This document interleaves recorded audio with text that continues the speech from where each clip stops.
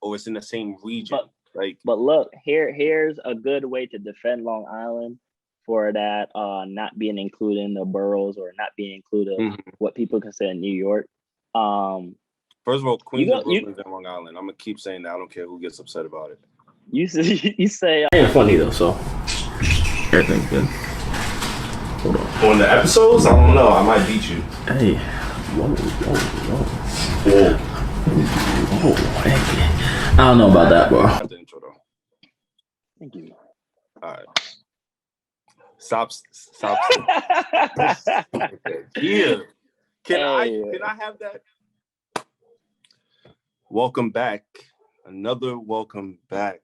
And welcome to the HBCU podcast. If you're listening to us on any of the streaming platforms, make sure to follow, leave a rating, and subscribe. Also, if you're watching us on YouTube, like, comment, and subscribe. We are active. I'm one of the co-hosts, Good Rising Good People, Bobby K, and the other co-host. Shame the dream. You already know what it is. Mm-hmm. Let's get into yes. Back in action. Took a brief break, but we back. So let's get into the HBCU fun fact before we get into the topic for today. All right. Clear my throat. All right. So fun fact today comes from Xavier University in New Orleans, right? Mm-hmm. So in the year 2000, they single-handedly produced more successful African Americans medical school applicants than Johns Hopkins, Harvard, and the University of Maryland put together. Wow. And for those who don't know, those are very prestigious. Yeah, especially in the medical field. Colleges, universities. Wow. Yeah. They said Johns Hopkins had 20. Xavier University had 94. So Johns Hopkins has 20, Harvard 37, University of Maryland 24. Are those three schools, are those like the top three after Xavier, or those are just three like known schools for that field? They're three known schools. I'm not sure if it was the three below it. I doubt it's the three below it because that's a big gap. But that's to have that huge gap, yeah. But to have that like this school compared to like the prestigious schools that everybody want to go to have a high reputation. And that they don't produce the same amount of African American med students as Xavier University is pretty amazing, I feel you. Yeah. Wow. Fun fact. Shout out to you guys. Yes, shout out to Xavier. Big shout out. Shout out to the doctors, all that. Yes, for sure. So the topic for today's episode is nature versus nurture. How they intersect, how they differ, the effects of both, all that good shit. So, Hashim, since you suggested this, you want to give us like a little backdrop or a little, segue into the topic? Okay, so for those students or people that have gone to college or even high school, there's been like psychological classes or any other class, health class or whatever, that you go into the topic of nature versus nurture. So that is how are you and your personality comes from. So say me, if I was born in like England and I grew up in the slums of England. I mean, you do be trying to have a fake ass UK accent, but that's a different story. It's not fake, fam. All right, but say I was in England, right? And then and I was born there. How would I be different? Obviously, well, most likely my language would be different, slang would be different. But by the people that I'm around, I'll have different friends. Is that going to influence me to the person who I am?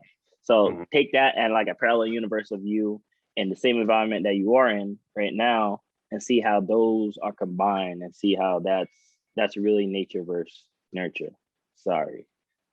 But yeah, that's I could pick a side. I think it's a combination of both. You think what's a combination of both? everybody is developed by a combination of both, like the people that of they're nature around. and nurture. Yeah. So the people that they're around and the environment that they grew up in. I think it's more the environment that you grew up in, though, and not just like your basic genes, like you're meant to be this type of person. Because if you didn't meet the people that you met, you're not gonna have the same attitude. You might have a different personality or grow up. You'll go through different, not tragedies, but different experiences. Grow up differently. You know, you might struggle differently. You might not struggle.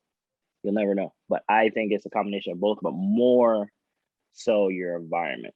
And I'll get into that later. But what's your opinion on that? I mean, I think it's a matter of like, do you consider behavior genetic, or do you consider it something that is, what's the opposite of static? Like, that can be like Dynamic? Dynamic, based on, like you said, the environments that you're in, the people that you're around. That definitely influences the way you talk. It influences the way you think, and it influences the decisions you make. So I think, like you said, like the people who you surround yourself with just naturally or whatever, that has more of an influence on like who you are, how you behave, compared to just genetically based on like, oh, my parents, you know, are traditionalists in certain aspects, so I'm naturally a traditionalist. I mean, obviously, if they instilled a certain way of thinking, it could be religion, it could be different things, then of course you're going to adopt that, because, you know, they're your parents, they're your most influential people in your life, if they are a strong part of your life. But oftentimes it's typically your surroundings. It's typically like, okay, if you live in a neighborhood that's more dangerous, that's more crime filled, you know what I'm saying, that is more violent, you're going to be more apt to engage in that type of behavior, because that's what you see on a daily basis. You know what I'm saying? Psychologically. Yeah, so I think that, I said at the same time, you could be that person that's like, I'm gonna try to get out the hood, or I'm trying to not be surrounding this environment, not be like what my brothers and sisters are.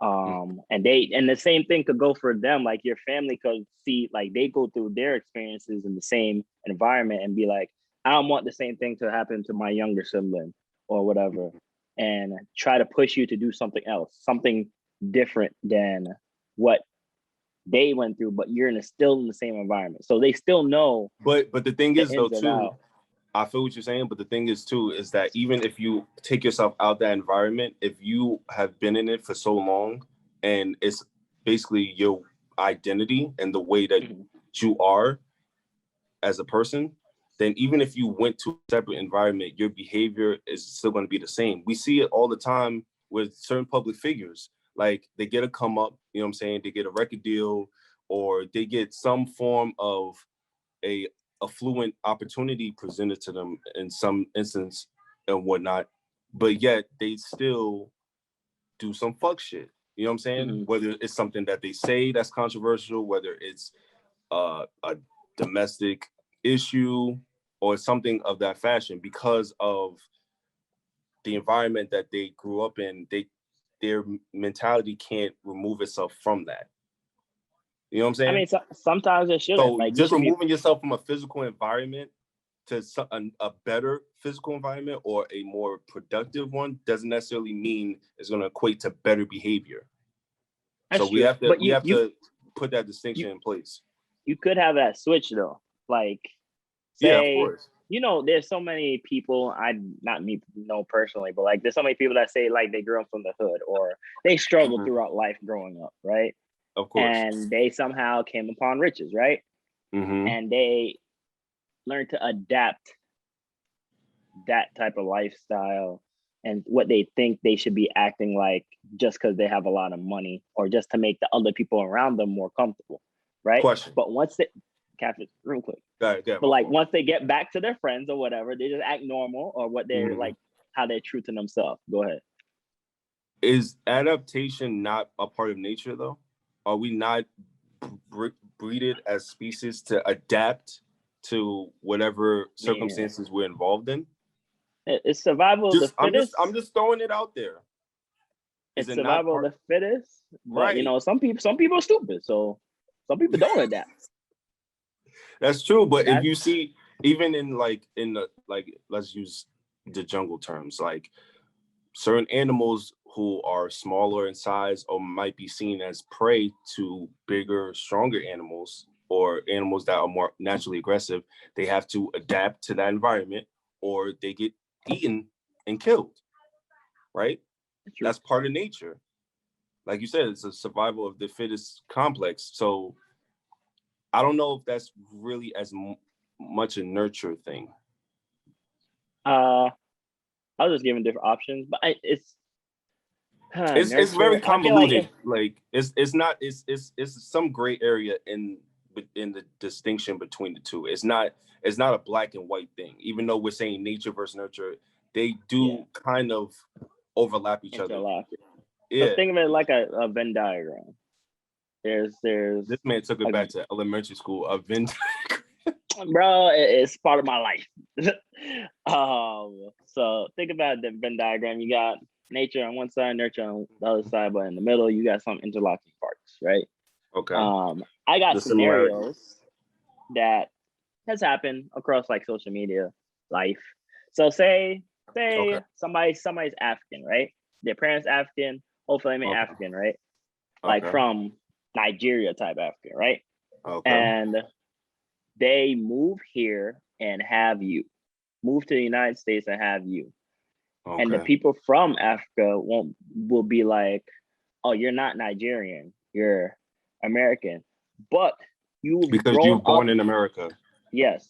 Okay. I know that. Like I was asking, like, you're saying that because they were born in America, yes, even though they did Nigerian descent. I got you. Yes. So in literal terms, yes, they are. But they are brought up by Nigerian parents, Nigerian family, culture, still have the same culture. You're still getting beat for the same stuff you would do. Wait. Let's not make it like all African parents are abusive. Let's not put that narrative out there, sir. Okay, you'll still be held to the same standards that you would be in Nigeria or any Caribbean or any African, any like culture, right? This is the same thing. I think it's mostly minorities, right? But and there's people that would say, nah, you're not Nigerian, like just because you weren't physically born there. While at the same time, there could be people born there, move someplace else, and completely disconnect from their roots. Exactly. And have no relation, but they could say, I'm Nigerian just because I was literally born there. I could have stayed there for like a day, but I was born there. Yeah.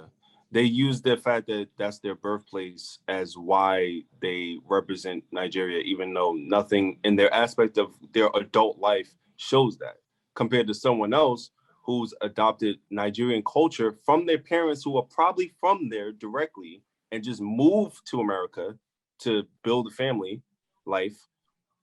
And the child built that culture up and learned it and adopted the language, the dance style, whatever the case may be, everything embedded in the culture since they were children.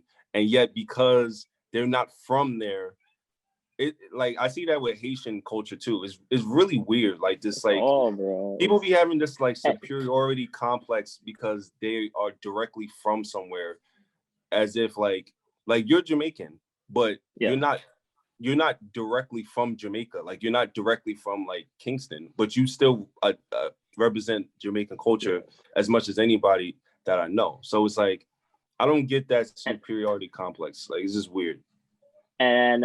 But y'all also got to keep in mind, there are people that could be like Russian or whatever and live at a certain place and get their citizenship. They would be considered whatever that place is. And they could be, if they live there like 10 so years, they'll pick up the language, accent. You wouldn't be able to tell if they're native or not.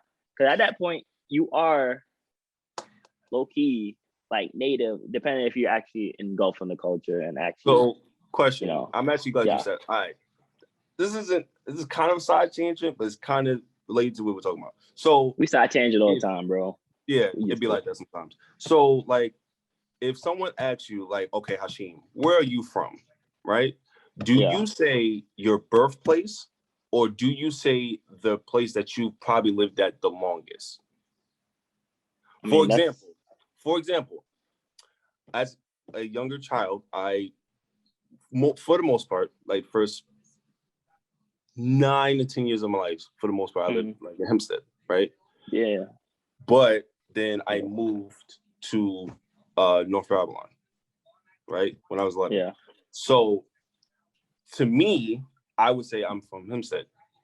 But to certain other people, because I've lived where I live now the longest, yes, and I've kind of grown up there as into adult, they would say I'm from there. So which one would you say? Okay.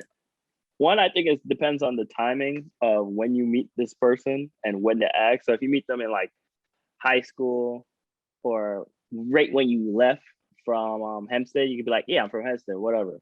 But if you meet them later on, like say you met them in college, you could be like, I'm from North Babylon, just because that's your most recent place that you've been there for a while, right? But me in particular would have just been like, I'm from New York. It also depends where they're from. First of all, especially people from the city, they're very disrespectful towards Long Island people. So they act like if you say Queens not far New Long York, Island, bro. If you say you from New York but you live in Long Island, they're not gonna jack that. You know what I'm saying? Nah, so, but this is the thing, right? That's stupid. I'm just telling you. That's what I'm saying. That's stupid. I cut the barrier to people saying they're from New York and they upstate. You're upstate. Yeah, exactly. If you're above the Bronx at that point, like once we talking about Westchester and up, like you upstate. You upstate. That's a fact. Even now, I'd be like, yo, or when I was in Buffalo, and even people that are from like the city, and I know from like Long Island, they'd be like, yeah, I'm going down to New York this weekend. Bro, you still in New York? You just upstate, but that's not what's considered New York. It's New York State though. It's not New York. When people think New York, they think the city. You know what I'm saying? So they do think the city, but Long Island right there, they acting like Long Island is not like there. Because they include Staten Island, but not Long Island, bro. Because they think all the parts of Long Island is like the fucking Hamptons, and that's like the only representation. Yeah, so that's their problem. Yeah, but some of y'all favorite rappers from Long Island. That's what I'm saying. Yeah, shout out to I can't think of anyone. Shout out to Rakim. I bet. See, some of y'all favorite rappers from Long Island. Put some respect on it. Yeah, facts. Sorry, I didn't struggle the same way you struggled. Actually, I probably struggled the same way you struggled or more. Oh yeah. There's no you could live in the richest place but be the poorest person that lives in the richest place. And just because like a area or a certain region has the reputation of being like affluent does not mean that there aren't parts of it that is like bad, poor, or that is dangerous. Every town, every borough, every city got some parts that's exactly. But yeah, back to the original. I got another scenario. So I got two more. So say you know how there could be like a minority or a white person or whatever. And somebody be like, oh, why you talk like that? Why you talk black? First of all, that's stupid to say. Very stupid. Why you talk black? I used to get that talk white shit all the time when we was in high school. It was horrible. But at that time, so say like some minority or a white person speaks like that. Bro, if you're from New York, you're going to speak a certain way, right? Of course. Most likely. A certain accent. Right? In any region, you're going to have a certain accent. Like, you're part of that culture. Like, the thing is, it's that way for other countries as well. So like if you say you're thinking about people from like England, or you're thinking of people from like Asia, there's different accents or different language. No, there's different accents. I use England because it's different. It's similar to the US. There's different accents, same language. Yeah. There's different accents all out throughout. But that's not what's seen. So like what people from foreign countries, Australia, see of Americans, sometimes all they've seen was what's on TV, and that could have just been like a Texas show or a down south show.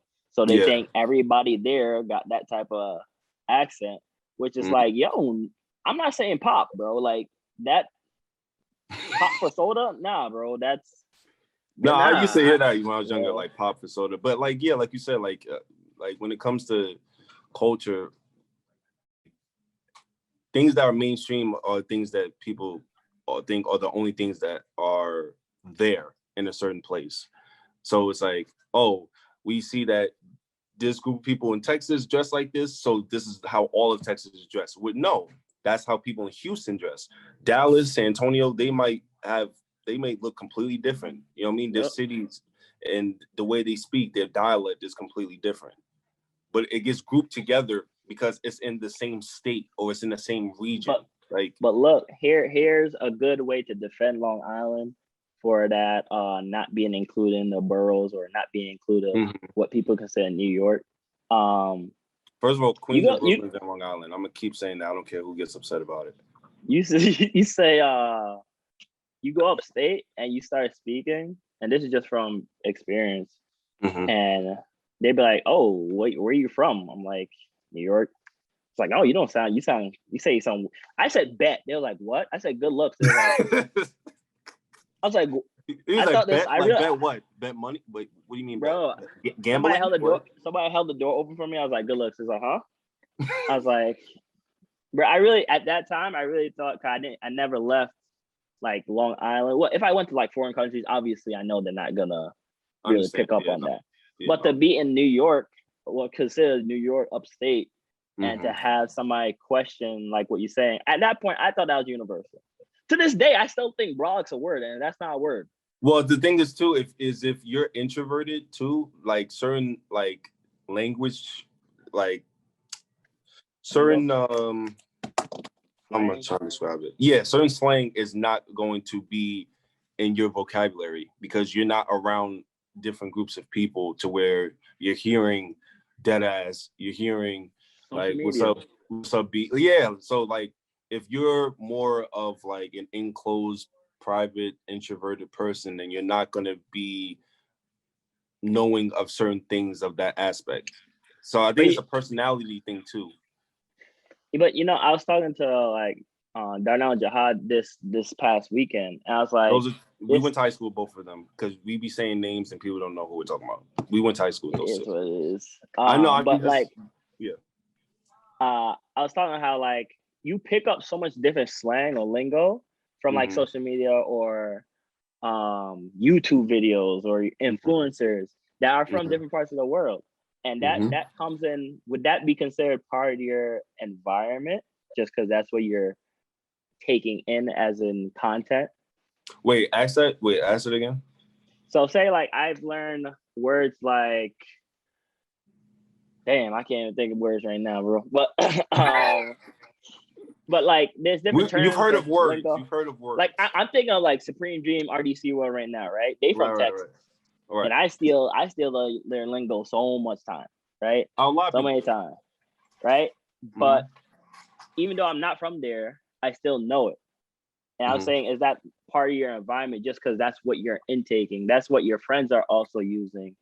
And you could bring it up, like you start saying it, and then people start saying it around you.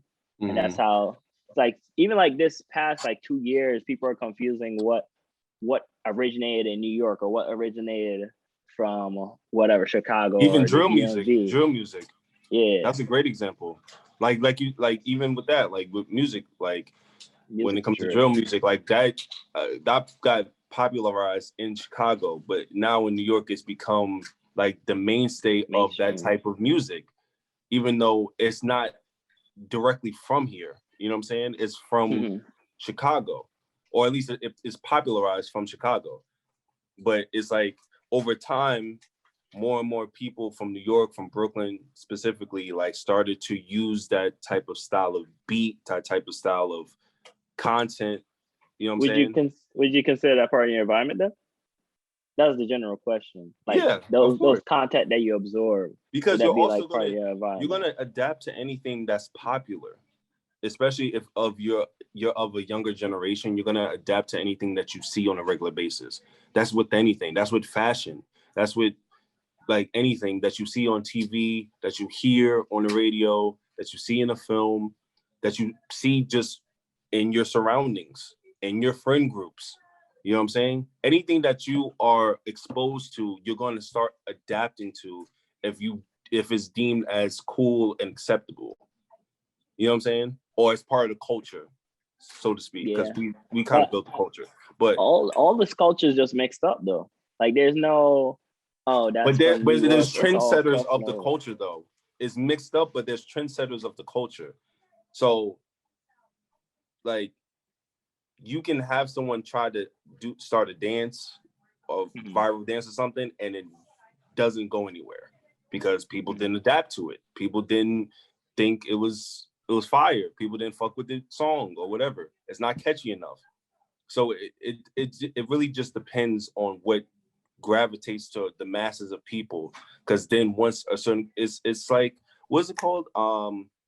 It's like the innovators. It's like 5 stages of people.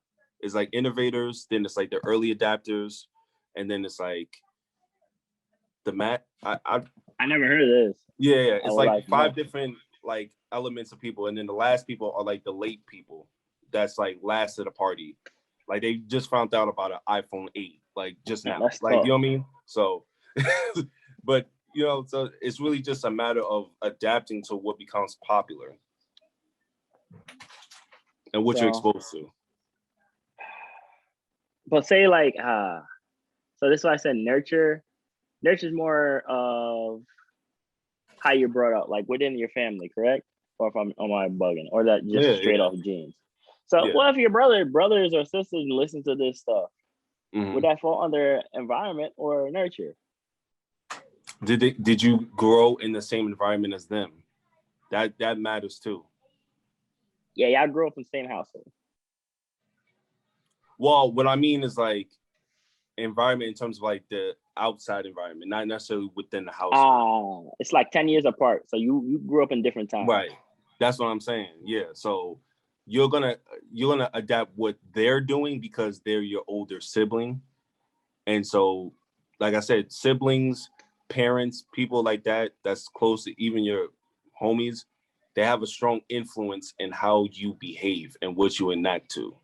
So even if that's not like, even if you didn't grow up in a terrible environment, if you're around a lot of people who are maybe street or whatever the case may be, street conscious, you're going to adapt that regardless on if you yourself was not in that environment.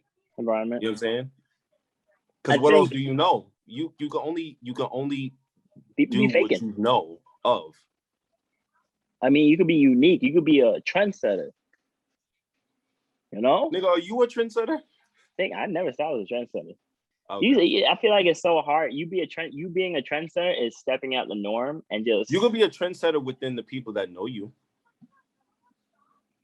Like, I mean, I guess, like you said, yeah.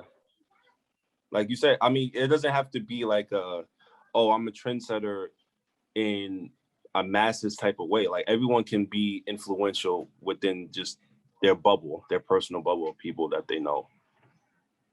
That's like true. If you start saying a word right now, and then that's to see you through, my boy.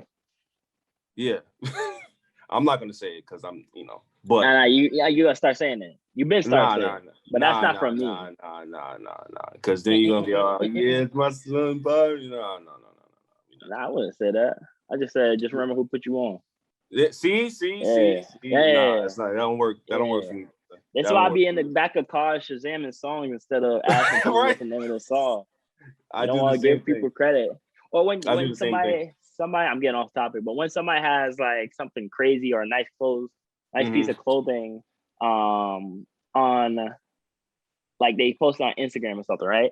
And then you DM like, "Yo, where you get that?" He's like, "Don't worry about it, man. Why you gatekeeping, man?" That's so. I never understood that. That's because if I saw you with an outfit on, like a specific shirt, right, and I was like, "Yo, I fuck with that shirt, bro. Where'd you get that shirt from?" That's a compliment. That's like, yo, I fuck with the style. I want to try to adapt that to my wardrobe. So I would like to know where you got it from. Even if I might not even get the same shirt. I just want to know at least where you got it from. Because maybe you didn't get it from an H&M or Forever 21 or a commercial ass store. You got it from somewhere else. You got a black owned store or some type of plug. You know what I'm saying? So it's just but people, I get it, like people don't want to feel like they're being copied or someone's jacking their style. But at the same time, it's like everyone's jacking someone else's style. Like, how they find out? Anything that you're wearing AirPods right now. Why are you wearing AirPods? Because it's popular. You didn't just wake up one day and be like, oh, where AirPods are available? I'm going to wear AirPods. No, you're wearing it. Huh? Crazy. It's a lot of cap in this recording. Yeah, I ain't no cap. That's cap. I don't have it with me right now, but so you got, have to keep that thing on you. Pause. Bro, no. You know the meme. Don't do that. You know the meme. Don't do that. Don't do that. Come around these parts. If I finish this line, I'm going to get another pause. So say the line. I'm not going to finish this line, say the bro. Video. Say it. I mean, it do have me concerned, but don't get it twisted. I do keep that thing on me. So if you come around this way, you will get clapped. Don't clip that, by the way. Let's get into the confession of today. Hopefully it's juicy. All right, so as per usual, the HBCU confession is anonymous. We don't know these motherfuckers. Just putting it out there. So, paraphrasing, but basically the confession is I saw my drunk girlfriend kiss her equally drunk sister, and I'm not sure what to do. Join them. That's crazy. Now. Please, brother. Now, I'll give my serious answer. I don't know what to do, bro. That's just they're obviously too drunk. There's no what you gonna do? Is that still considered cheating? Of course. That's incest, though. Incest is not cheating? It is, but kind of. So if you have, let's say, I'm trying to phrase this. Okay, so this is gonna sound so weird. So if a girl is in a relationship with a guy and she ends up fucking her male cousin, is that not? No, that's cheating and incest. Exactly. That's double. No? They don't need to double whammy. Yeah. Double homicide. Double homicide. Yeah, bro. That's tough. But like, what you supposed to do in that situation when she's kissing her sister? Okay, when we say kissing, can we? Because I'm thinking a peck. That's what I'm thinking in my head. Right. I've seen girls like do like a quick little kiss, who aren't like into girls, but they do like a quick kiss on the lips. Are we talking about just that, or are we talking about like tongue, like kissing? I feel like they're talking about like kissing. Otherwise, I don't feel like they'll, because a lot of people. I think it depends on your culture and how you brought up. Kiss on the lips or whatever. Italians kiss on the cheeks. Yeah. All Why that. you smack your cheeks like that? Pause. Hey, yo, tell my listeners, to our listeners, I was just touching my face, bro. I was just touching my face. Is your cheeks not on your face? What do you mean? Hey, yo, there's no cheeks on my face, bro. So what is it? So what is that on the side of your face? What is that on the side of your face? What is it called? Bro. What is it called on the side of your face? The people not watching this, you sounding real spooky right now, bro. Time out. What is that? What is this called on the side of your face? Oh, man. What is it called? It's not called a side. It's your cheeks. Yeah, but you got cheeks on your face. Hey, nah, man. Now you say I'm recording with cheeks on my face, bro. Oh. I don't got yams on my face. I'm not double cheeked up right now, bro. On a Thursday. Dang, man. The sun is still out. Little TT. Nah, but get back to the original question. I don't know what, hopefully it never happens, never in that situation. Do you break up with your girlfriend at that point? Damn. Hope I'm never in that situation. No, for him. I'm saying for him. Do you break Him? up? Do you break up with her at that point? Kind of like incest, bro. That's not kind of. It is. What do you mean kind of? It is. But we don't know what type of kiss it was. It could have been on, the forehead. No. Okay, let's assume it was. He said they were equally drunk. So drunk kisses, are very explicit. So that's tough. I guess you can. that's tough. That's tough, bro. I'm just saying. You should have took the kiss for that way, Excuse me. What were you saying? What is going on? What is happening? I said, what were you saying? Think about the two sisters? Is that why you doing that? Huh? Huh? No, I said acid reflux right now. Oh, right. Chipotle hit me back. Yeah, that's what you get for eating that bullshit. But yeah, I think it was actually moles, but if it was like a legitimate like kiss, like all jokes aside, if it was like a legitimate kiss with her sister, I think he needs to have a conversation with her and let her know mainly just like I'm not comfortable with that. Clearly he has an issue with it. So I think he kind of needs to try to address it with her and let her know, like, even if that's like your sister, even if it's like a best friend, because sometimes best friends who are girls do that. It's like that kind of makes me uncomfortable because you're still, regardless, even if it's a girl, you're still going outside of the boundaries of the relationship. Yeah, that's cheating. It doesn't have to be a guy for it to be cheating. I think that's a really bad misconception of heterosexual relationships. It's like, oh, if the girl like kisses a girl instead of a guy, it's okay. No, it's not. Like it doesn't matter if it's a nigga or a girl. Like it's not. Nah. Unless it's like a I don't know what. Yeah, swingers.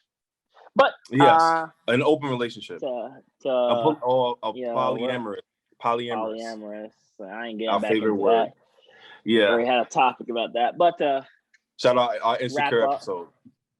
Wrap up. Thank you guys for watching. Very interesting topics. Let us know your comments, your concerns, your thoughts about this. Which side do you pick? Nature versus nurture. If you're watching on Spotify, like, share,